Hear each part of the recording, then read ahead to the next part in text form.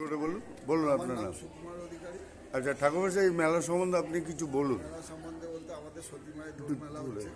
সতী মায়ের দোল মেলা হচ্ছে বড় আচ্ছা। উৎসব, সতী মায়ের বাৎসরিক উৎসব এটা। আমাদের মেলাটা আজ থেকেও না হলেও প্রায় 60 বছর, 55-60 বছরের মেলা এটা। আচ্ছা আর ডালিম গাছ যে দেখছেন, হ্যাঁ। ডালিম গাছটা প্রায় ঠাকুরমশাই একটু জোরে বলুন।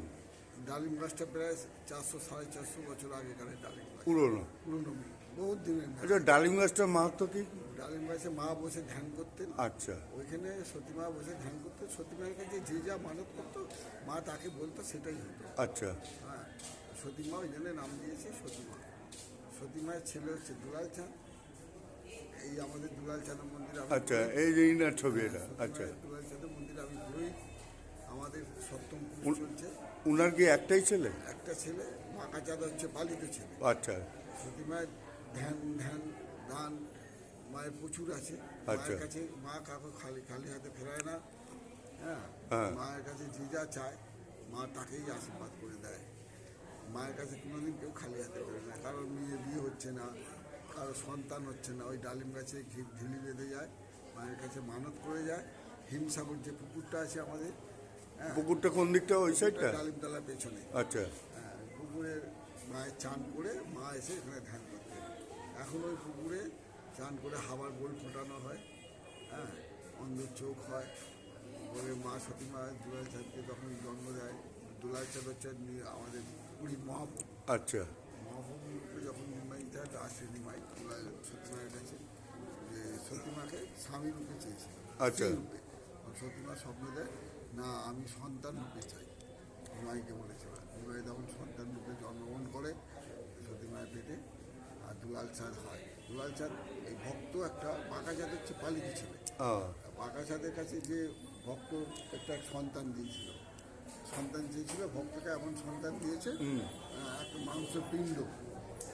তখন সতী মায়ের কাছে এই ভক্ত এসে বলে, মা সতী মা, আমি যে চাইলাম আমাকে এমন সন্তান দিলে আমি কী করে মানুষ করব?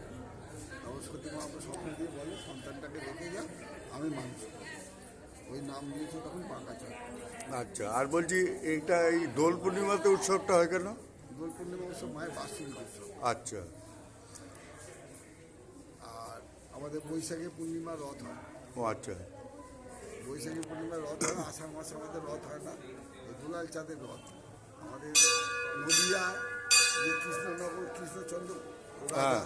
ওনার সঙ্গে কথা কাটাকাটি ছিল দুলাল চাঁদে, যে তিনি দুলাল চাঁদকে রথ করতে বারণ করেছিল বৈশাখী পূর্ণিমা।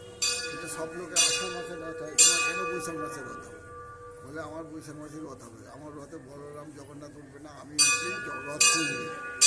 তখন ওই কৃষ্ণচন্দ্র রাজার সঙ্গে কথা কাটা হতে হতে হতে কৃষ্ণচন্দ্র রাজা রথ করতে বারণ করেছে। তখন দুলাল চাঁদ রথ জোর করে চালিয়েছে। আচ্ছা বলে আমার লোক লাগবে না, রথ আমি উঠবো, রথ আমি উঠবো। আচ্ছা সেই থেকে আমাদের বৈশাখী পূর্ণিমা রথ হয়।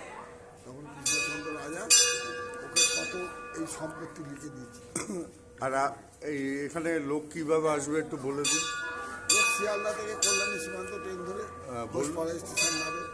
নানান দিক থেকে লোক আসে, অনেক বাংলাদেশ থেকে লোক আছে, আসাম থেকে লোক আছে, তারপরে মধ্যপ্রদেশ থেকে লোক আসে, প্রচুর দূর দূর থেকে লোক আসে।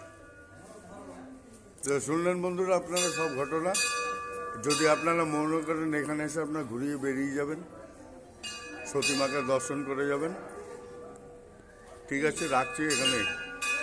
ধন্যবাদ।